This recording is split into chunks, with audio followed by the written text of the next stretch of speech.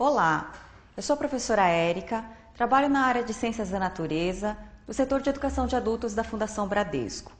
Bem-vindos à aula de Substâncias e Misturas. Hoje, vamos falar dos materiais que constituem ou formam os objetos. Observe alguns objetos ao seu redor e pense nos materiais que foram utilizados na sua fabricação. Então, vamos observar alguns objetos do nosso dia a dia. Olha esta caneta. A caneta ela é constituída de diferentes tipos de materiais. A ponta, por exemplo, é de metal. O corpo desta caneta é de plástico. Sabemos que existem canetas inteiras de metal. Agora, observe esta cadeira. A estrutura é de metal, o braço é de plástico, o encosto e o assento é de tecido. Agora, vejamos este copo. Este copo é de vidro, mas existem copos de plástico, de cristal e assim por diante. Todos esses materiais não são encontrados dessa forma na natureza, isolados e prontos para serem utilizados. Eles são fabricados a partir da combinação de substâncias obtidas da natureza. As principais fontes naturais dos materiais são planta, ar, petróleo, água do mar e minerais. Todos os materiais que conhecemos e utilizamos são retirados de algum desses lugares da natureza. Bem, é isso que vamos tratar nessa aula de hoje, de substâncias e misturas. Como acabamos de ver, as fontes naturais são misturas de diversas substâncias. Para podermos utilizar as substâncias e produzir materiais com propriedades que queremos, precisamos separar as substâncias da mistura. Poucas são as substâncias que utilizamos diretamente como são encontradas na natureza, como por exemplo o carvão, o ouro e o diamante. O carvão utilizamos como combustível.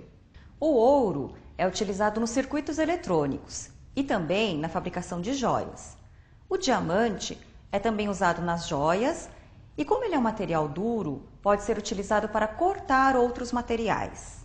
A maioria das substâncias são encontradas misturadas às outras e precisamos separá-las. É o caso do sal de cozinha presente na água do mar. Para obtermos o sal de cozinha, é preciso evaporar a água do mar. Esta evaporação ocorre em tanques nas salinas. Se houver um sólido que não tenha se dissolvido no líquido, é possível separar esse sólido por filtração. É como acontece naturalmente quando a água da chuva passa pelas diferentes camadas do solo. É também o que acontece nas estações de tratamento. Uma das etapas de limpeza e purificação da água é separar o sólido do líquido por filtração. Essas técnicas de separação são simples e utilizamos-as para separar os componentes de uma mistura heterogênea. Quando não conseguimos observar diferentes fases na mistura, classificamos essa mistura como mistura homogênea. O ar atmosférico, por exemplo, é uma mistura de vários gases. Estão presentes no ar o nitrogênio, o oxigênio que respiramos, o dióxido de carbono, a água. Todos esses gases estão presentes misturados na fase gasosa. Para separar os componentes dessa mistura, não é possível utilizar as técnicas simples mencionadas anteriormente. Utilizamos outras técnicas, como a liquefação fracionada e a destilação fracionada. As técnicas de separação de misturas são importantes para obtermos as substâncias puras. As substâncias puras possuem propriedades específicas que caracterizam-as, como, por exemplo, ponto ou temperatura de fusão, ponto ou temperatura de ebulição e densidade. Ponto de fusão é a temperatura na qual a substância se transforma do estado sólido para o líquido. Quando temos um sólido e esse sólido sofre aquecimento, atinge a sua temperatura de fusão e aí então ele se transforma do estado sólido para o líquido. O ponto de ebulição é a temperatura na qual a substância se transforma do estado líquido para o gasoso. Quando temos um líquido e esse líquido recebe uma quantidade de energia, atinge a temperatura de ebulição e então ocorrerá a transformação para o estado gasoso. Então, as substâncias podem ser encontradas na natureza nos três estados físicos: sólido, líquido e gasoso. E é possível a transformação entre esses estados. É assim que o volume da água no planeta se mantém. A água líquida dos rios, lagos e mares evaporam e formam-se as nuvens. E então, a água precipita na forma de chuva e neve. Este é o ciclo da água. Uma outra propriedade que caracteriza substâncias é a densidade. A densidade é uma propriedade que relaciona massa e volume.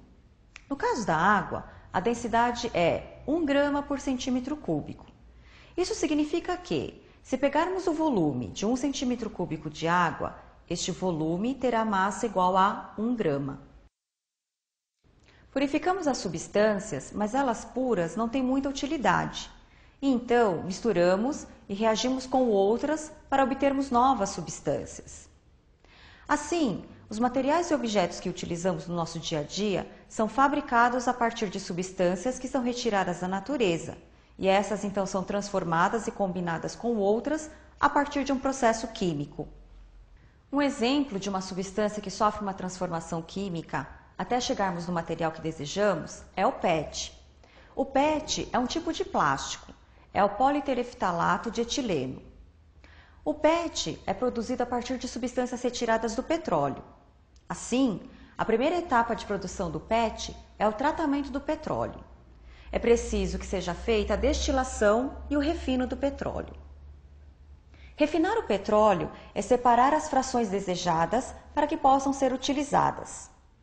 Uma das frações importantes é a nafta, que sofre um tratamento onde são obtidos produtos como o etileno e o paraxileno.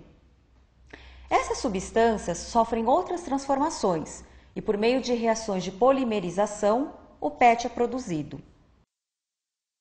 Na produção dos materiais, vários fatores devem ser controlados, além da pureza dos reagentes. No caso do PET para embalagem de bebidas, existem alguns fatores que o tornam interessante. Transparência, impressão de higiene e pureza do seu conteúdo. Forte brilho parecido com o do vidro, chama a atenção do consumidor e valoriza o produto embalado.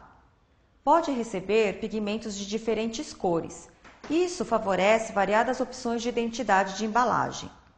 Baixa densidade em relação ao vidro. Facilita o transporte, reduzindo os custos. Baixa permeabilidade. Não permite a passagem de gases. E é 100% reciclável.